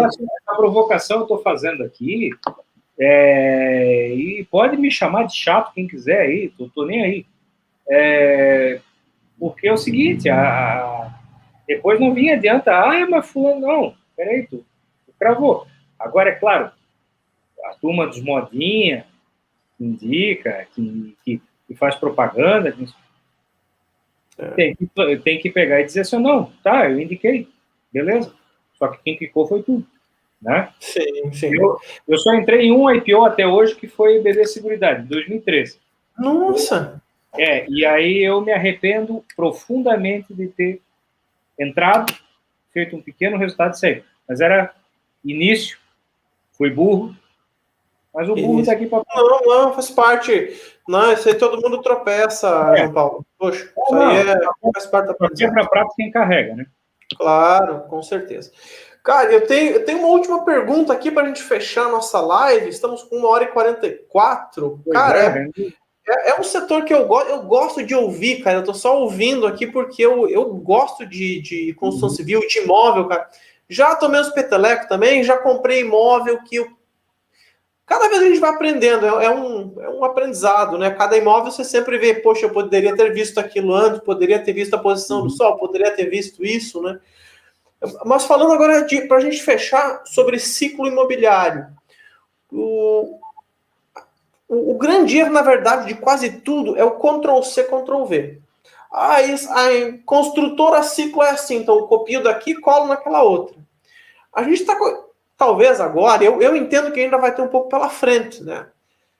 Mas o que esse ciclo, agora, 2019, 20, né? 21, 2, se Deus quiser, vai estender ainda mais. O que ele tem de diferente daquele primeiro ciclo, no ciclo anterior, que a gente via mais ali movimentos de obras, daqui na minha cidade, próximo aqui no Rio Canoas, teve 2, 3 hidroelétricas ali, quase que uma, meio que em cima uma da outra. O que nós temos de diferente agora, de 2008, 10, 12 ali? Eu vejo o seguinte, tem duas vertentes, na verdade, né? Vamos falar da construção, assim, ó, vamos começar por construção pesada, porque construção pesada eu acho que construção pesada eu acho que é diferente. Primeiro, você tinha uma prevalência do Estado muito grande em obras públicas, porque jorrava dinheiro do superciclo de commodities, né? O Brasil arrecadando muito, enfim. Aliado a um populismo cambial na época, porque existia um movimento, além do movimento de enfraquecimento do dólar, aquele superciclo de commodities, você tinha tonelada de minério entrando a $185 da época aqui, o valor do dólar ia lá para baixo, mas numa conjuntura de juros mais altos, né? O Brasil não fez a lição de casa, enfim, mas acabou aí conseguindo abaixar os juros aí por um tempo. Entendo que não no patamar, esse patamar também não... Tanto é que o financiamento imobiliário, você vê que não chega nesses patamares, e nem vai chegar, porque tem riscos de crédito, questão do cadastro positivo é diferente e tal. Agora, hoje eu vejo um ciclo de investimentos na construção pesada, em rodovias, portos, em aeroportos, linhas de transmissão, muito voltados pelo setor privado. Isso pode gerar ganhos de capital, aí acumulação de capital para o país. Agora, a gente tem um cenário de instabilidade que eu vejo política e fiscal muito grande. Existe uma possibilidade do país retomar, enfim, dentro das agendas que são possíveis, porque o mundo também deve retomar um pouco o crescimento. Agora, o país tem que fazer o seu dever de casa. Nesse aspecto, eu vejo que a habitação popular, talvez financiada pelos bancos privados, né, diferentemente da Caixa, que era o grande vetor, né, bancos privados, eu até insiro o Banco do Brasil aí, não sei, tá? Mesmo sendo economia mista, mas ele segue as regras do mercado. No cenário e essa injeção de liquidez no sistema, conta de auxílio emergencial, outras, essa injeção de dinheiro mundo afora, eu vejo que pode haver uma corrida para ativos reais. E aí você tem inflação, uma inflação do valor dos apartamentos ou uma corrida, né? Aí vai depender da capacidade produtiva, enfim. Nesse aspecto, eu acho que quem tem terra, e principalmente terra legalizada, larga na frente, principalmente em áreas urbanas que possam ser ocupadas, porque há uma tendência de adensamento, aí eu estou falando de fenômenos de curto, médio e longo prazo, existe uma tendência de adensamento das cidades, porque o custo per capita para a implantação de redes, ele sai muito mais baixo, rede elétrica, rede de cabeamento, TV, enfim, e aí eu acho que é um setor que esse setor o Brasil vai botar dinheiro para crescer, que está todo mundo já falando, enfim, mas é saneamento. porque o gargalo, ele é um setor que ele gera dinheiro, o setor privado está entrando forte, e é um setor que ele, para o governo, em questões de arrecadação e redução de gastos com internações, questões de saúde, ele vai bem forte. Na questão da construção civil em si, eu vejo que algumas regiões loteadoras devem entrar fortes por causa da pandemia, né? Busca por condomínios, por loteamentos, e cada cidade depende muito dos seus planos diretores para fenômenos de mercado, por exemplo. Aqueles conceitos de home club eu já não vejo mais tanto, as construtoras já não estão indo tanto por causa do custo de condomínio. Quer dizer, inaugura um home club agora, daqui a 5 anos o custo do condomínio vai na PQP e o cara já não aguenta pagar, enfim, é complicado. Mas a habitação popular, é claro, tentando imprimir um ritmo, porque o governo também interessa, né, uma plataforma política interessante, só que as margens da habitação popular, o valor da terra inflacionando, o valor da terra legal, é complicado. Isso é um xadrez muito intrincado, e aí depende das condições das condições de cada região, enfim. E aí, as construtoras é importante. Você vê os nichos onde ela atua. Não é à toa que tem construtores que só atuam em São Paulo, tem só atua no Rio Grande do Sul, porque é complicado você sair... Eu vou te falar o seguinte, Anjo, assim, ó, você sair daqui de Itajaí para construir em Joaçaba, cara, já é, com o perdão da palavra, é foda. Né? Sair daqui para ir construir no interior de São Paulo, complicado. Por quê? Legislação diferente, uma série de coisas. Né? Então, nesse aspecto, o que eu vejo? É um setor que tem possibilidades, né? As possibilidades elas se expandem na medida em que tem vários subsetores, e aí a gente está falando de outros setores da economia que também dependem deles, como eu falei de saneamento. Só que tem desafios.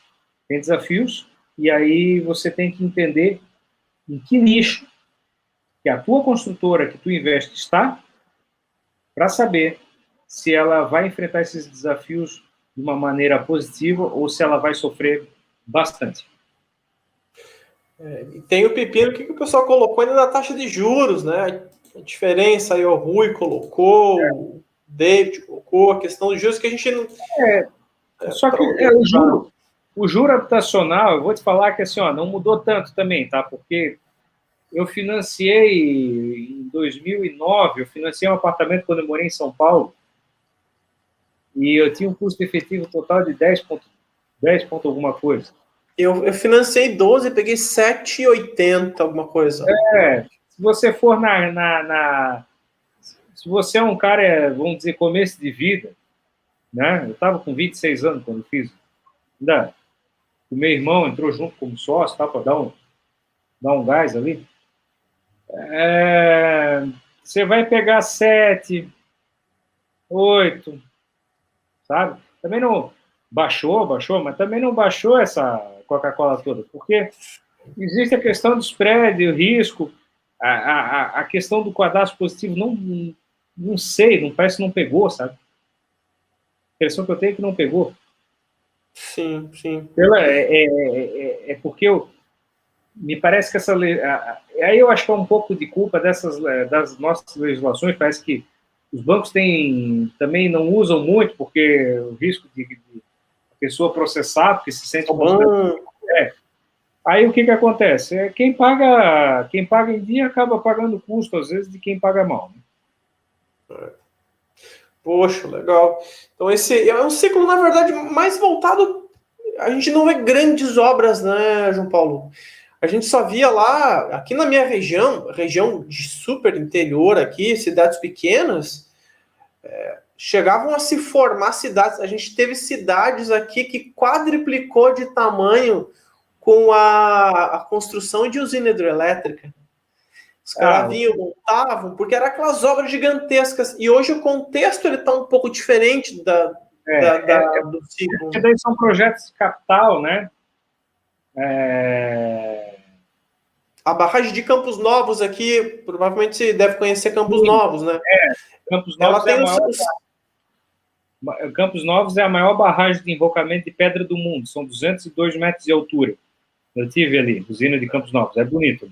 do lado de uma cidade de 5 mil habitantes aqui. Hoje a cidade tem 35, 40. Sim, sim.